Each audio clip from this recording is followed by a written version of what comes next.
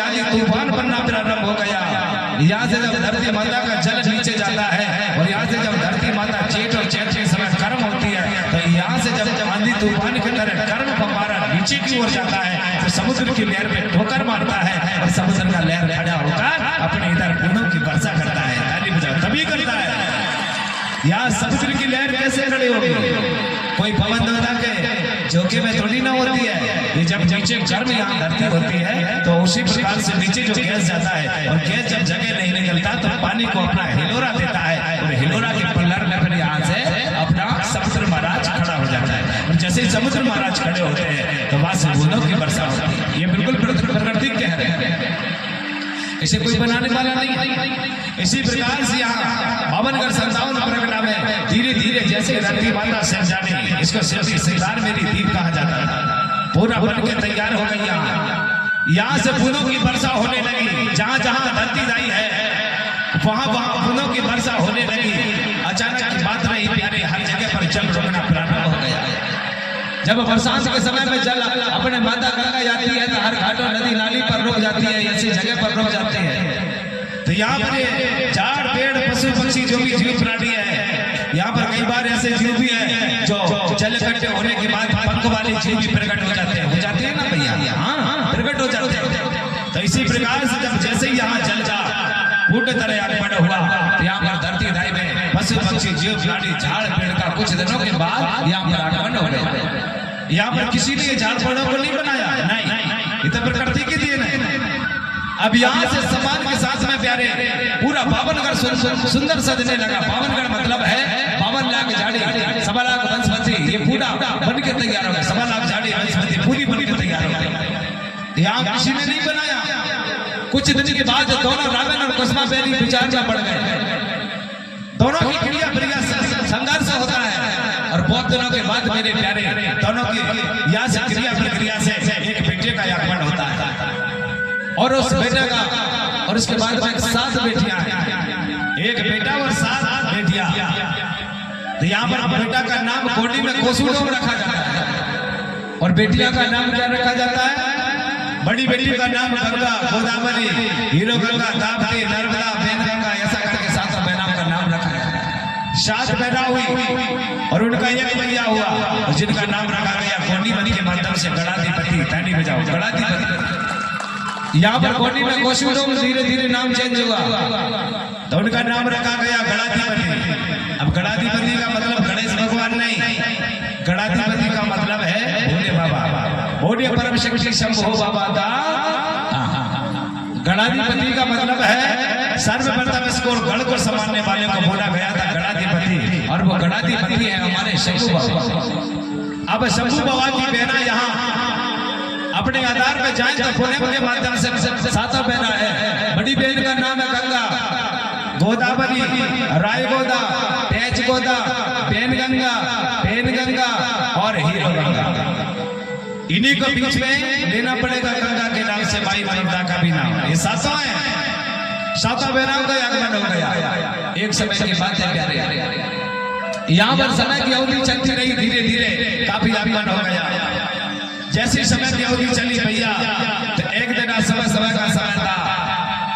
यहाँ पे गणाधिपति अपने भैया बाबा, यहाँ पर पहले तो नाम था उनका कोसुडोम, यानी अब इनके भैया बाबा का नाम था पहले मेरे प्यारे आपको सभी को पता रावण और कुसुमा बेनी। यहाँ पर भोले बाबा का नाम था कोसुडोम, उसके बाद में गणाधिपति। अब गणाधिपति अपने माता पिता का भी नाम चेंज होता है, यानी शंभू बाबा के माता पिता का नाम क्या रखा गया?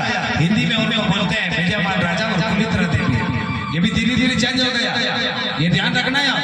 मैं आपको एक गाथा सुना रहा हूँ 44वां बार की। ये आदि अनादि काल की जो गाथा थी ना, और समय पर सर्वप्रथम कौन था? इस धरती का कोसुडोम था, जिनको मैं आपको हिंदी में कोडी में दोनों में ट्रांसलेशन सुना रहा हूँ। सर्वप्रथम जन्म लेने वाला था कोसुडोम। उसके बाद में उन्हीं का धीरे धीरे परिवार से आगमन हुआ। उनका नाम रखा गया गणाधिपति। गणाधिपति का नाम बड़े प्रेम के साथ में शंभू रखा गया था। जैसे हमारे घर में अगर बेटियां 2-4 है ना भैया और एक बेटा है तो बहन अपने भैया का नाम प्रेम से कुछ ना कुछ रख लेते हैं। तो यहाँ पर 7 बहनों के बीच में एक तो वो बड़े प्रेम के साथ अपने भैया को भोला भी कहते थे और शंभू भी कहा करते थे। बड़ा भोला है ऐसा करके वो बोलते थे। तो भोले बाबा का आगमन हुआ है, एक बार वंदना हो जाए। चलो भैया बोलिए बाबा भोलेनाथ पिता, धरती के राजा शंभू शेख बाबा था। हाँ, सर्वप्रथम यहाँ गणाधिपति बाबा का आगमन है, तो हम लोग बाबा के नाम की एक डमरू बजाए, क्योंकि बजाना पड़ता है ना भैया।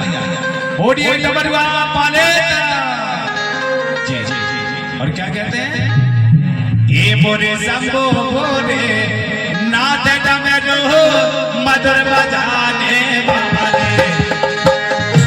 ताली बजा भैया, क्या बात है राजा।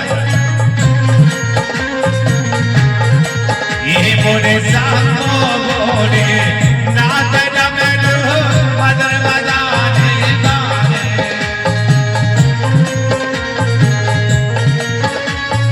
ये प्यारे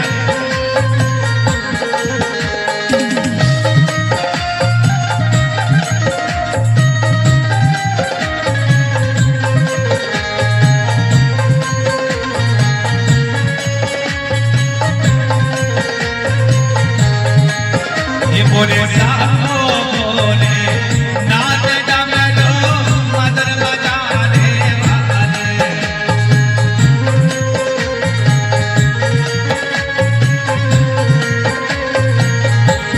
ये डमरू मधुर बजाने वाले, डमरू मधुर बजाने वाले। ये बाबा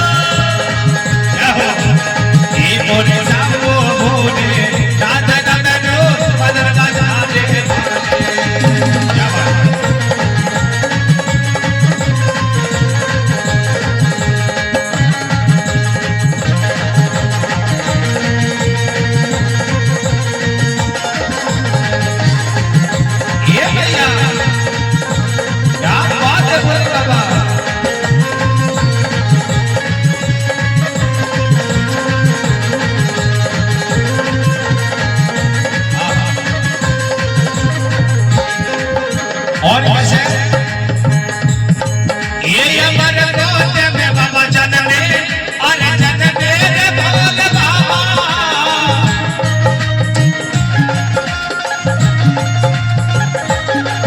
ये अमर गोद में जनने जनने बोल बाबा।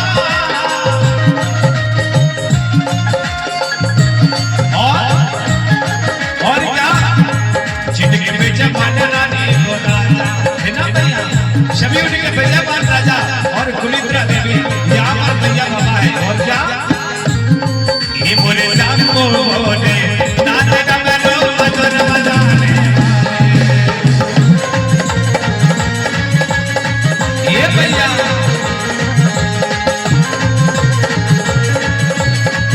आइयो, ये बोले शंभू बोले नाथ डमरू मधुर बजाने वाले। मधुर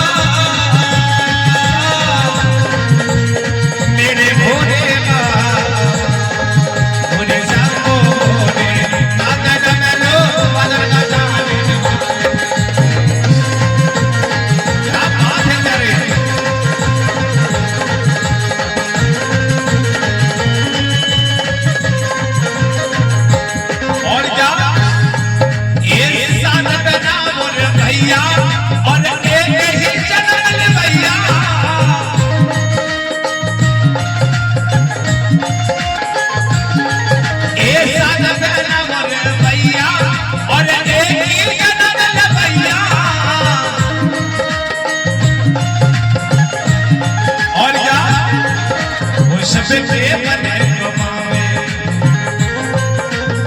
ये बाबा ये मोरे सामू बोले जान डमरू बजाने। अब बात है तुम्हारे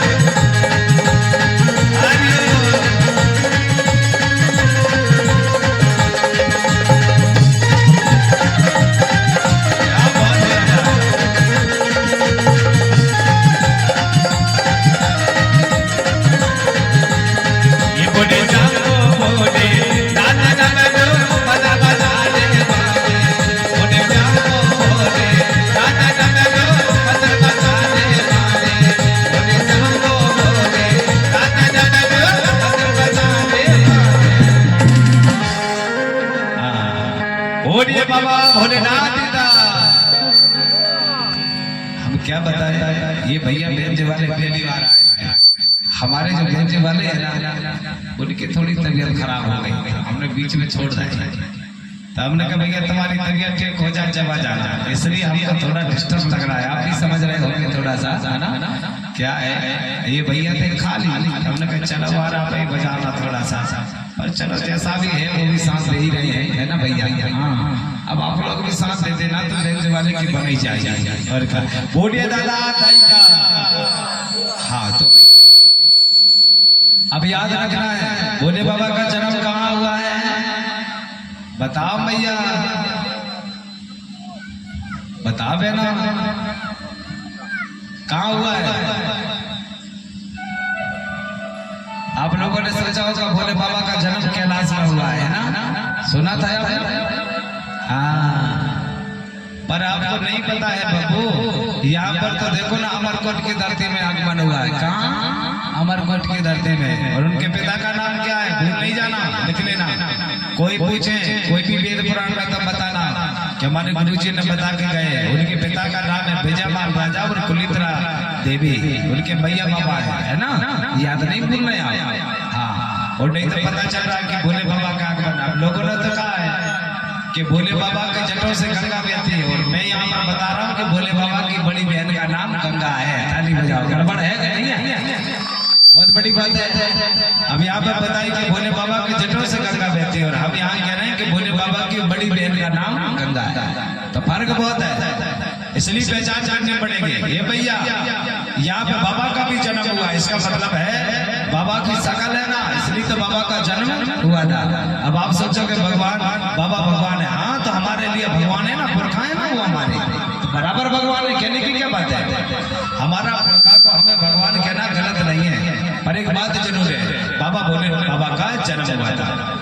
तो यहाँ पर जैसे ही जन्म हुआ भैया, बहुत समय बीत गया, बहुत समय बीत गया, और जैसे ही यहाँ जन्म हुआ तो मेरे प्यारे पूरे बाबनगढ़ का रास्ता चलने लगे। एक दिन सुबह सुबह अपनी माँ से कहने लगे, बाबा बोले माँ, सुबह सुबह का समय था, एक किनारे से एक पक्षी उड़ रही थी और एक वृक्ष लगा था। बाबा ने पूछा, बोले भैया ये बात बताओ तो जरा, ये वृक्ष का क्या नाम है? यहाँ पे कुलित्रा देवी कहने लगी, बेटा वृक्षों का नाम नहीं होता है। थोड़ी देर के बाद पक्षी आती है, माँ ये पक्षी का क्या नाम है? उन्होंने कहा भैया बोले पक्षी का कोई नाम नहीं होता। कम हो रही है आवाज, क्या हो गई? मछली खराब हो गई। तो उन्होंने कहा, तो बोले इनका नाम बताओ ना यार। बोले नहीं है, ध्यान रखना मैं क्यों बता रहा हूँ। मैया ने मना कर दिया, बेटा यहाँ पर बोले पशु पक्षी इसका कोई नाम धनाव नहीं है। तो बोले माँ एक काम करो, हमें आदेश दे दो। बोले हम पूरे बाबनगढ़ में तब तक नाम धनाव नहीं बनाएंगे तब तक लौट के नहीं आएंगे। यहाँ पर बाबा अपनी मैया बाबा से विदा लेते हैं, और विदा लेके बाबनगढ़ संतान प्रगटा में अमरकोट की धरती से चलना प्रारंभ करते हैं। पूरे बाबनगढ़ लश्कर में ढूंढते हैं, पर जैसा टीला ऊंचा अमरकोट की धरती पर है, ऐसा टीला उनको कहीं नहीं मिला। एक टीला मिला, और वो टीला मिला बहुत दिनों के बाद भैया, उसको बोला जाता है चौड़ागढ़। ताली बजाओ, चौड़ागढ़। कौन कौन ने चौड़ागढ़ देखा जरा बताओ? किसी ने चौड़ागढ़ देखा है? जहाँ से गोंडवाना का राजनीति हो जाए, सम्राट हो जाए, राजघराना हो, जहाँ से हमारा सत्ता चलता था, चौड़ा किसने देखा है? नहीं ना। तो जब भी आओ तो हमें पता करके आना। हमारा जो गांव है वहां से 20 किलोमीटर है। कितने दूर है? जोर से बोलो कितना? 20 से 30 होगा बस, जिसको पाताल कोट कहा जाता है।